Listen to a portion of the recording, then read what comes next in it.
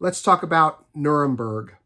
Starring Russell Crowe, Rami Malek, Leo Woodall, John Slattery, also Richard E. Grant and Michael Shannon.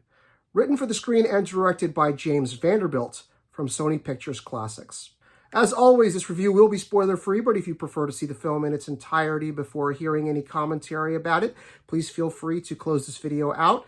I would ask that you bookmark it so that you can find it easily. Then come on back and watch this once you've seen the film. There's a lot going on in the film Nuremberg. One, it's a courtroom drama that dramatizes the Nuremberg trials that took place at the end of World War II, where the surviving leaders of the Nazi Party were put on trial for crimes against peace by the United States, the UK, and the Soviet Union. Also going on is this psychological drama, this battle of wits between an American psychologist played by Rami Malek and Hermann Goering, the named successor of Adolf Hitler, the leader of the German nation during the war, whereas Hitler was the Führer and he was the leader of the party. Goering was his second in command and his designated successor. So Goering, along with 21 other surviving Nazis, were put on trial during the Nuremberg trials.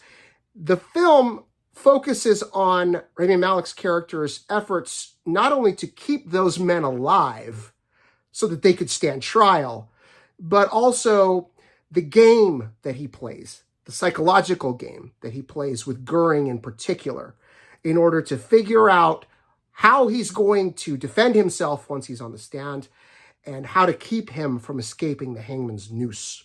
If that sounds to you like a lot for one movie to do, I agree with you.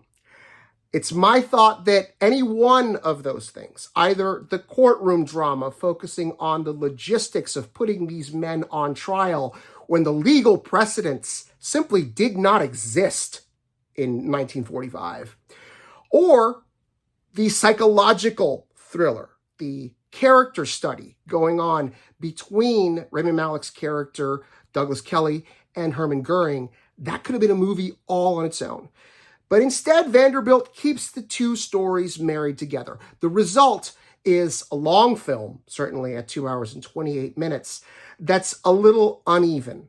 What is very good in Nuremberg is the cast and a few of the performances that James Vanderbilt gets out of his actors. In particular, Russell Crowe is at the top of his game here. In the last few years, we've seen Crowe sort of slum it in his appearances in Thor: Love and Thunder and Kraven the Hunter in particular. Those just felt like paycheck gigs for Crowe. Here, he is being serious. He brings tremendous nuance and presence and seductive charm to Hermann Goering. Rami Malek, who is always astounding to me because every time I see him on screen, he's doing something different. Okay?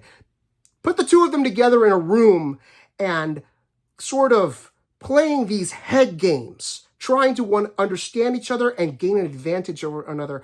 It creates tremendous on-screen tension. That's when the film is at its best. On the flip side of that, the courtroom drama aspect of the story at times feels rushed. It feels glossed over. It almost feels like an afterthought, even though the trial itself takes up the last hour of the film.